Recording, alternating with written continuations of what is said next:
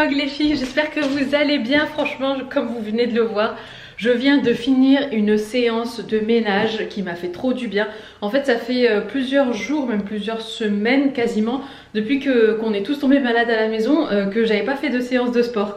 Et du coup, à la base, tu vois le genre de séance ménage où tu veux juste passer un coup d'aspi et que tu te retrouves nettoyer toute la baraque de fond en comble, et c'est exactement ce qui s'est passé aujourd'hui. Et franchement ça m'a fait trop du bien, genre je m'éclatais, même Isaac qui me disait mais t'aurais dû me dire, je t'aurais aidé. J'ai dit mais non, mais j'avais trop envie, ça m'a fait trop du bien de nettoyer toute la maison. Du coup là on est dans mon bureau, d'ailleurs il faut qu'on mette les rideaux absolument parce que le store noir qui était là et qui est maintenant au sol s'est ramassé la figure. Donc c'est soit on perce les fenêtres, enfin le tour des fenêtres, soit on met des rideaux. J'aimerais bien des rideaux, en fait c'est mes voilages qui sont juste là en lin comme ça, j'aimerais bien les mettre. Donc ici tout est propre. J'ai même nettoyé le miroir et tout et tout. J'ai aspiré le bureau qu'on partage à deux, Isaac et moi. Le pauvre, à la base, c'est son bureau. Mais je me suis tapé l'incruste. J'ai aspiré les escaliers là. En fait, ça, c'est les escaliers qui mènent au deuxième étage. Donc, c'est là où il y a notre salle de sport et la chambre d'Ayane. Ici, c'est les toilettes, j'ai tout nettoyé. Là, comme vous l'avez vu, j'ai fait la salle de bain pareil de fond en comble. Franchement, le carrelage de la salle de bain est tellement brillant que dès qu'il est un peu sale, un peu poussiéreux, ça se voit tout de suite. C'est le truc le plus relou de la maison, je dirais. Alors, quand je dis relou, je pèse mes mots. Enfin, voilà, c'est pas vraiment relou, c'est pas grave. Mais c'est vrai que c'est le truc sur lequel il faut toujours être au taquet si tu veux que la salle de bain soit toujours propre.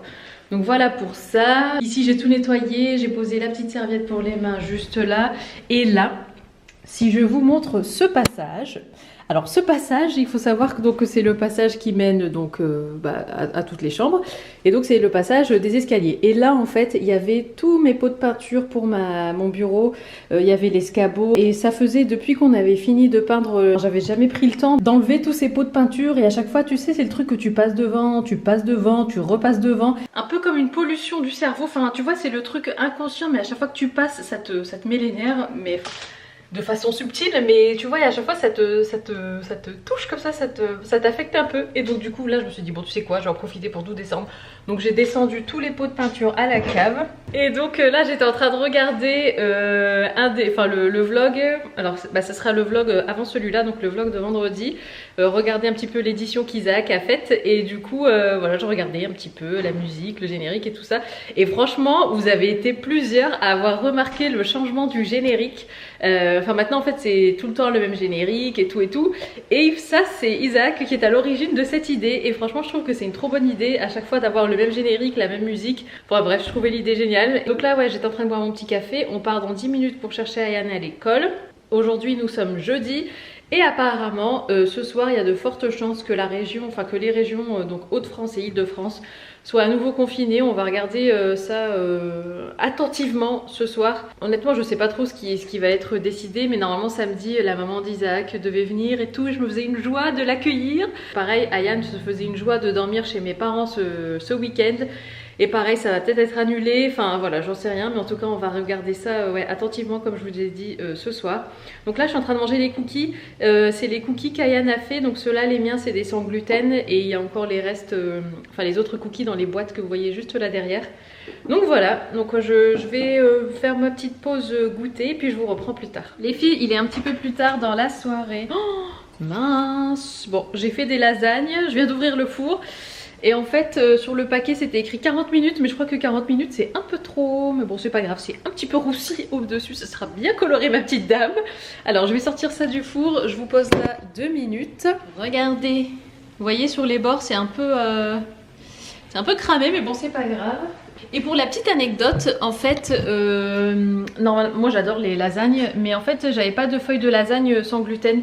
Du coup ce que j'ai fait, c'est que j'ai fait exactement la même, j'ai fait la même préparation pour tout le monde en termes de sauce et de béchamel. Sauf que moi je me suis faite des pâtes sans gluten, des penne sans gluten, parce que ça j'en avais à la maison.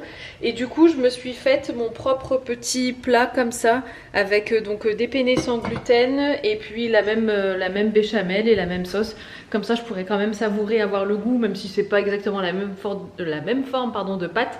Moi j'aurais quand même le même goût que les garçons. Et moi j'ai pas mis de fromage pour moi, mais eux les garçons ont de l'emmental râpé. Voilà, donc on va manger. Donc c'est la petite astuce. Si jamais vous êtes sans gluten et que vous voulez faire des lasagnes et que vous n'avez pas d'alternative pour vous, c'est pas grave, prenez juste une forme de pâte différente et puis c'est tout. Donc voilà, bah écoutez, on va manger et demain sinon on a une journée assez speed. Demain matin on a la personne qui vient pour poser l'alarme à la maison. Donc nous on a fait appel à Omiris. C'était en fait Isaac a regardé sur internet les avis et apparemment ils sont au coude à coude avec, c'est quoi l'autre, Vérissure je crois, c'est ça. Et du coup bah, finalement on est parti chez Omiris parce qu'Isaac connaît des personnes qui ont Omiris et ils en sont très contents et tout ça.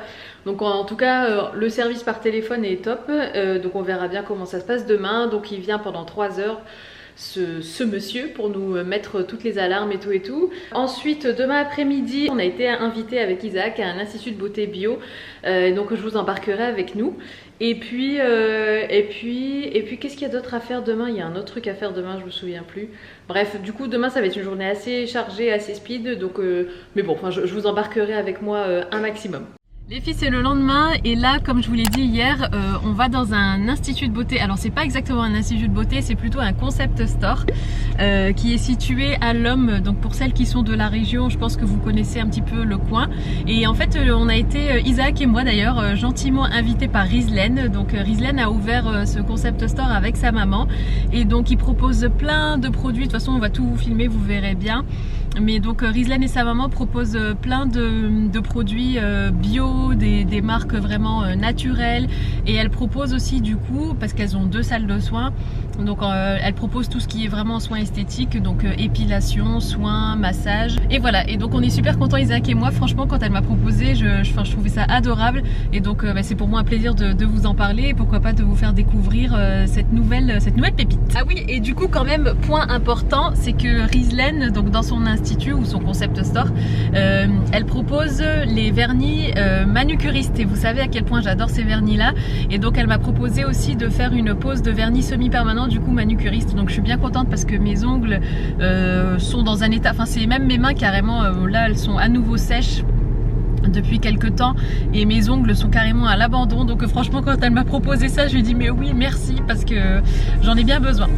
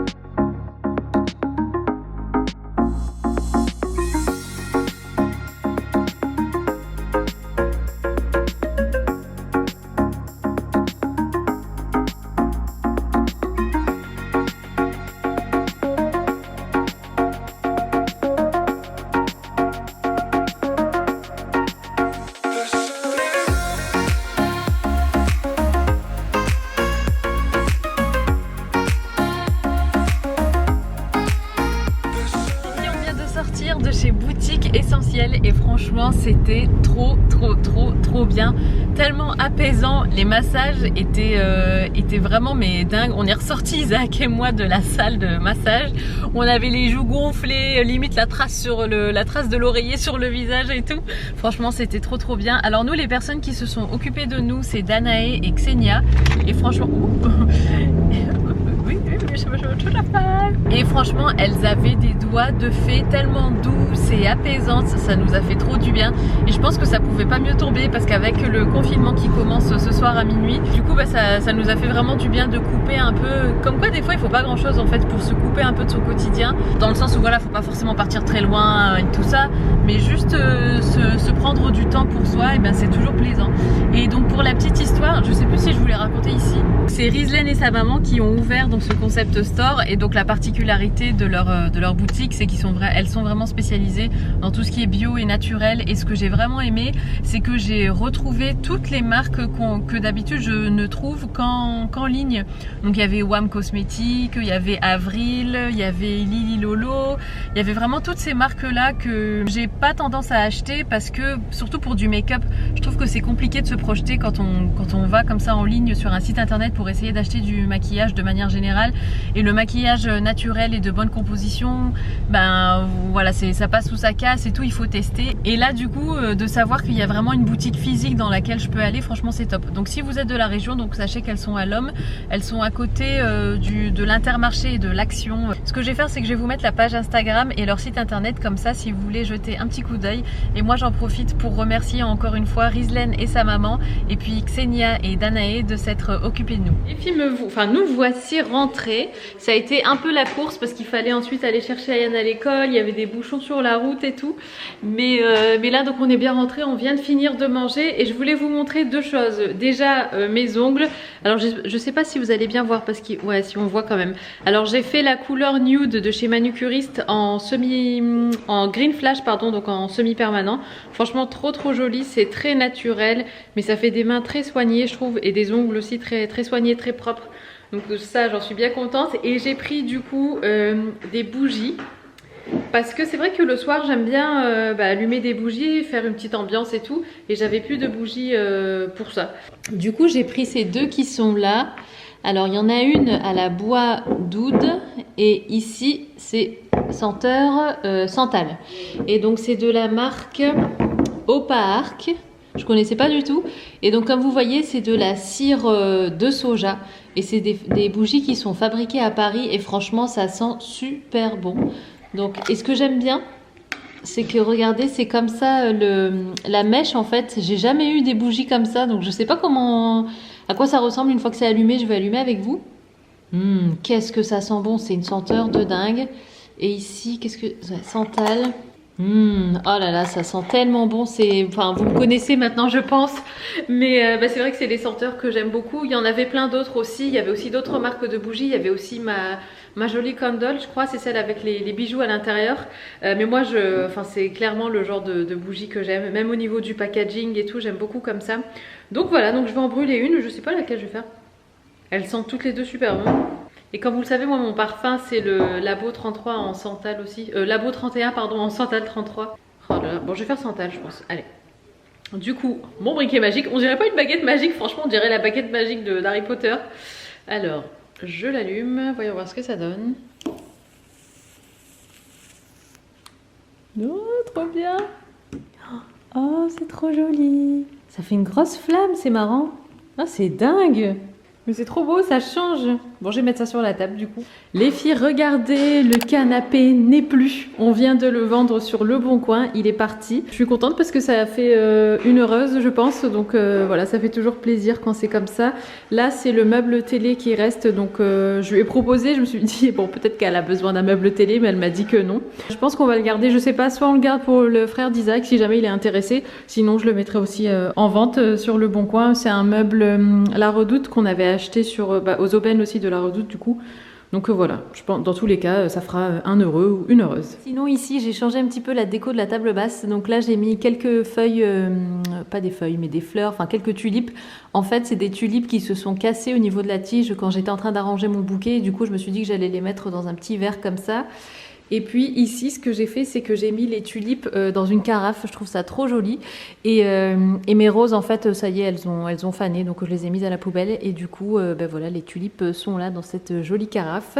Et puis ici on a un petit rappel comme ça. Et ce midi du coup ici j'ai fait de la salade. Alors c'est vraiment les toutes dernières feuilles de la Batavia. Et d'ailleurs vous avez été trop marrantes les filles parce que vous avez été quelques-unes à me dire que vous aviez justement des essoreuses à salade vert fluo et tout. Franchement j'étais mort de rire. Mais vraiment les filles il n'y a aucun jugement. C'est juste que voilà à choisir je préfère une essoreuse à salade comme ça. Mais ma maman en a une. Mais bien évidemment, enfin voilà, peu importe l'essoreuse à salade, le plus important c'est que la salade soit bonne. Mais franchement, vous m'avez fait bien rire. Et pour accompagner la salade, donc j'ai fait chauffer ça. En fait, hier j'avais fait du riz avec de l'escalope de poulet et puis un mélange d'épinards, de carottes et tout ça. Et du coup là ce que j'ai fait c'est que j'ai ajouté une canette d'haricots rouges et puis j'ai mélangé le tout, comme ça ça fait un petit peu comme une poêlée. Et donc je vais faire chauffer ça avec la salade et puis on va se régaler. Et là sinon les filles, j'avais trop envie de faire un gâteau comme je vous l'ai dit la dernière fois. Ça fait longtemps que j'ai pas fait de gâteau parce que on est tombé malade et tout. Et étant donné que là ça fait, je suis vraiment en mode objectif 8 semaines sans gluten, si je veux grignoter un petit truc et tout, et surtout que j'ai vachement limité ma consommation de sucre, il faut que je prépare un gâteau moi-même. Si je pourrais, je pense potentiellement acheter des trucs dans le commerce, mais bon, je préfère le faire moi-même et savoir vraiment ce qu'il y a dedans. Du coup, j'ai sorti les œufs, j'ai sorti le beurre, je sais pas encore exactement ce que je vais faire, mais je pense quand même ce que je vais faire, c'est que je vais faire 2 gâteaux, donc un pour les garçons et un pour moi. Comme ça, il y en a assez pour tout le monde. Et puis comme ça, j'impose pas mon sans gluten aux garçons, quoi. Donc, je vais voir un petit peu ce que je vais faire en termes de gâteau. Et puis, je vous le dis tout de suite après. Alors finalement, après réflexion, j'ai décidé de faire un seul gros gâteau. En fait, à la base, je voulais en faire 2 aussi parce que il me restait pas assez de farine sans gluten pour faire un gros gâteau. Mais en fait, je me suis souvenu que j'avais ça. Et donc ça, c'est des flocons d'avoine sans gluten. Donc ce que j'ai décidé de faire, c'est vraiment de venir les moudre, de les réduire à l'état de quasi-farine. J'aurais pu les réduire encore plus que ça, mais bon, j'aime bien quand il y a un petit peu de texture, on va dire. Donc j'ai laissé ça comme ça. Ici, je vais vous donner les quantités peut-être, comme ça sera plus simple. Alors ici, donc on a 240 g de flocons d'avoine du coup sans gluten. Là, on a 140 g de poudre de fruits secs. Alors c'est principalement poudre d'amande, poudre de noix de coco. Et ici, ce que vous voyez au-dessus, c'est de la poudre de graines de lin et de graines de chia. Ici, au niveau du sucre, je vais mettre qu'un petit peu. Je pense que je vais mettre ce qui me reste. Donc voilà, pour vous donner un peu une idée. C'est pas très précis, mais bon. Là, on a 2 compotes. Donc ça fera un total de 160 g, il me semble, de compote. Là, on a 3 œufs. Normalement, il en faut 4, mais c'est tout ce qui me reste. Un petit peu de levure chimique, des épices. En fait, oui, je vous l'ai pas dit, mais je vais faire un carrot cake. Donc 4 épices, cannelle, muscade, une pincée de sel. Ici, on a 150 ml d'huile de tournesol. Et ici, on a 260 g de carottes râpées. Et c'est super simple. Je vais tout mélanger dans ce saladier à l'aide d'un fouet. Et après, il faudra enfourner ça à 180 degrés pendant à peu près 35 minutes. Ça y est les filles, je viens de finir de mélanger tous les ingrédients, donc voilà à quoi ça ressemble. Donc là ce que je vais faire, c'est que je vais verser dans ce moule. Alors ce moule, c'est pas le moule le plus simple à nettoyer, mais c'est vrai que quand tu fais un gâteau, tout de suite quand tu démoules, c'est joli à l'intérieur, enfin au niveau du dessus du gâteau et tout, ça fait des jolies décorations comme ça. Donc bon, je me dis que je vais quand même faire dans ce moule là, mais je sais aussi que je vais galérer à le nettoyer.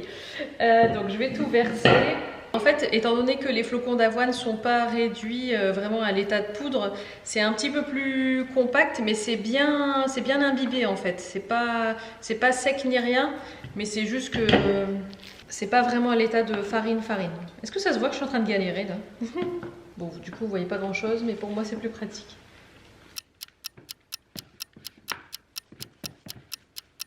Et donc là, j'ai mis le four à préchauffer à 180, à mon avis, il a déjà atteint la température.